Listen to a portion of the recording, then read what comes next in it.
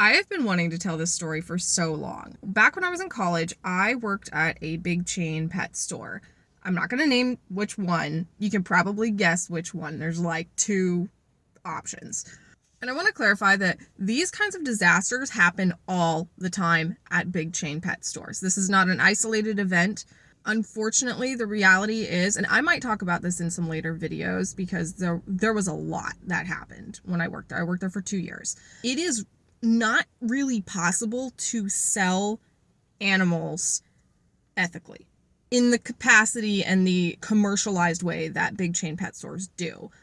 Okay, so I worked in pet care. I was in charge of taking care of the fish, reptiles, small mammals, so like hamsters, birds. We had a huge fish wall, and the thing was, this fish wall was all connected to one sump, which was in the back. Now, every time that we had to clean the decorations in the fish tanks, we took all of them out and put them in buckets and filled the buckets with bleach water. One of the main issues with chain retail pet stores is actually an issue with most chain retail stores. They are run on skeleton crews.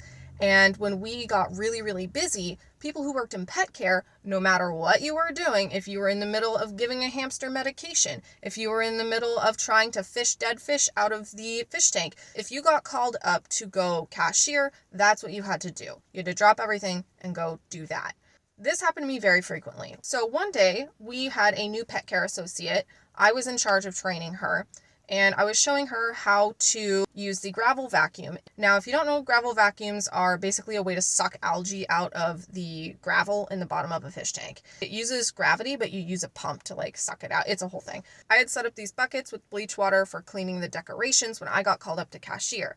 I had showed her how to use the gravity vacuum, and then I'd also told her you get a bucket to suck all the algae out of the tank into the bucket. Now, what I did not have time to show her and explain to her is that the gravel vacuum works two ways. If you put the sucky end into the water and then the smaller tube into the receptacle, it will go from one direction to the other, but it works the other way.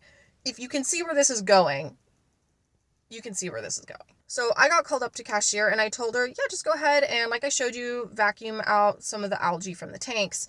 And bless her heart, this was her first day and she was doing her best. I go to cashier. She grabs one of the buckets from the back that I was setting up for cleaning the decorations. And as you can probably guess, she put the wrong end into the tank. Essentially what ended up happening is she ended up pumping bleach water into our entire tank system. All the tanks are not separate, they're all connected to the sump. So the bleach went into the sump and was now circulating through our entire tanks. I was at the front cashiering when a gentleman came up and told me, hey, all of your fish are dying.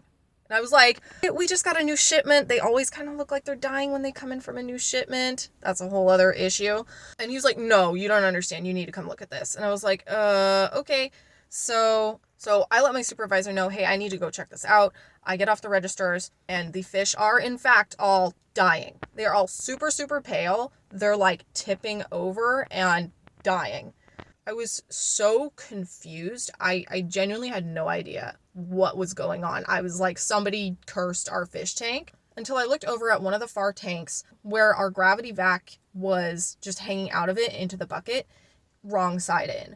We immediately started taking all of our fish out of the tank, the ones that were still alive, and putting them into our quarantine tanks in the back room. We lost probably 80% of our fish that day, hundreds and hundreds of fish. The entire process took hours. It was like my entire shift of rescuing these fish, putting them into the quarantine tank, pumping our sump full of chemicals to try and neutralize the bleach. The new employee felt terrible, and I felt terrible for her, and I felt responsible myself because I didn't think that this would happen. At the end of the day, she did not get in trouble, and I wouldn't have agreed with her getting in trouble because it wasn't her fault. If anything, I took responsibility, and I talked to my supervisor and was like, hey, I didn't really get a chance to explain how the gravel vac works and what could happen, and I didn't have time to explain, like, don't use these buckets, use an empty one.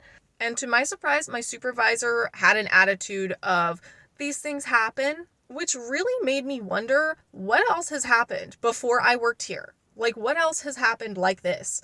The unfortunate reality is that these things do happen. When your business model requires that the people responsible for caring for the animals are also responsible for the transactions and the customer service, you are going to end up with conflicts like this. You're going to end up in situations where animals get neglected or horribly mistreated. You're going to end up in situations where poor communication leads to horrific outcomes with animals. There are so many examples of this when I worked there. Everything from the conditions in which animals were shipped to us, the limitations that we had because we were a skeleton crew. A lot of the controversies that I saw on social media regarding chain pet stores, a lot of them had to do with employees mistreating animals just because they were animals. And I get this question a lot. People ask me like, hey, did anyone throw animals in the dumpster? No. Every single person that I worked with loved animals. Every single person that I worked with knew how f***ed up the situation was. Every single person that I worked with felt responsible for giving these animals the absolute best care that we could under the circumstances. It wasn't even our direct supervisors. Like, the pet care supervisor was also very clued into the situation. We had in-store vets who also knew kind of what the situation was and would give us advice. Upper management definitely had an obligation to the company to minimize inefficiency and minimize the amount of resources that we were using on animal care. The issue was systemic. The issue was capitalism. The issue was commercialization of pet sales. Anyway, I do plan to talk more about this and more about my experience in this particular industry. So if you have any questions, let me know. And if you've worked in a similar field or if you've worked in animal care in any way, what are your experiences and what are your thoughts? Anyway, have a great day.